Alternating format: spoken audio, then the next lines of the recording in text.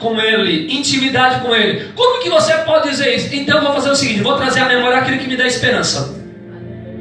Eu vou trazer à minha memória aquilo que me dá esperança. Eu cuidava das ovelhas do meu pai. Um dia chegou um urso, eu acabei com a raça do urso. Outro dia foi um leão, eu acabei com a raça do leão. Então eu resolvi passar pelo livro de Hebreus, porque no livro de Hebreus diz assim: o Deus de ontem é o Deus de agora e será eternamente. O Deus que me deu vitória ontem é o Deus que vai me dar vitória hoje. Levanta a sua mão e diga assim: o Deus que me deu vitória ontem é o Deus que vai dar vitória hoje.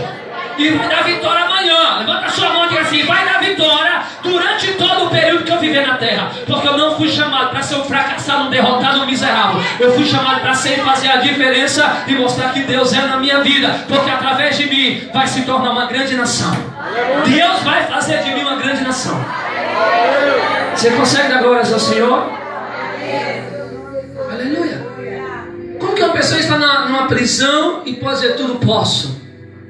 Como que eu posso estar numa situação dessa, tão complicada e tão difícil?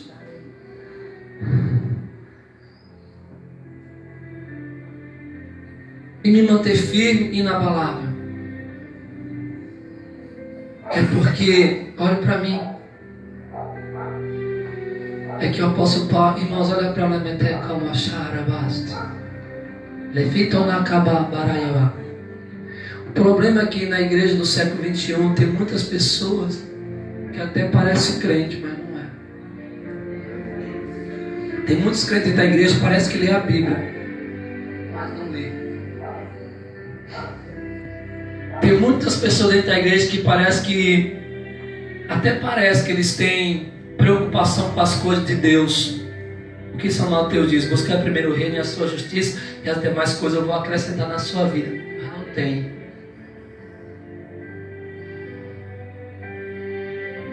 Saulo de Tarso, ele caiu do cavalo, ficou cego 3 dias, caiu do cavalo porque ele estava vivendo uma experiência com Deus, com Jesus, o Nazareno. Fica 3 dias sem enxergar, porque a visão não poderia ser a visão dele, tem que ser a visão do céu.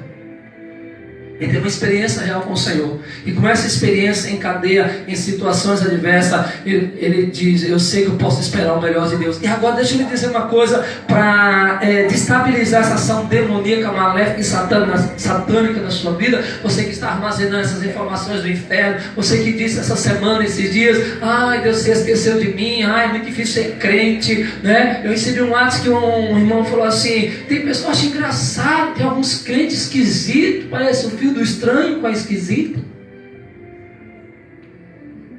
Estou decepcionado com a igreja de Jesus.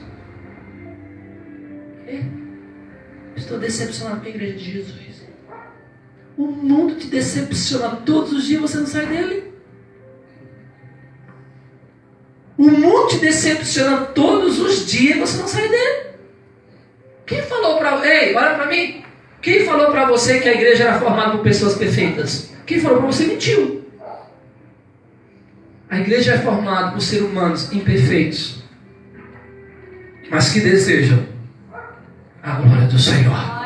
Levanta a sua mão e diga assim: eu quero a glória do Senhor na minha vida. Olha para o seu irmão e diga assim: perfeito você não é. Mas que tal? Vou te fazer uma proposta. Que tal você andar pelo caminho da perfeição?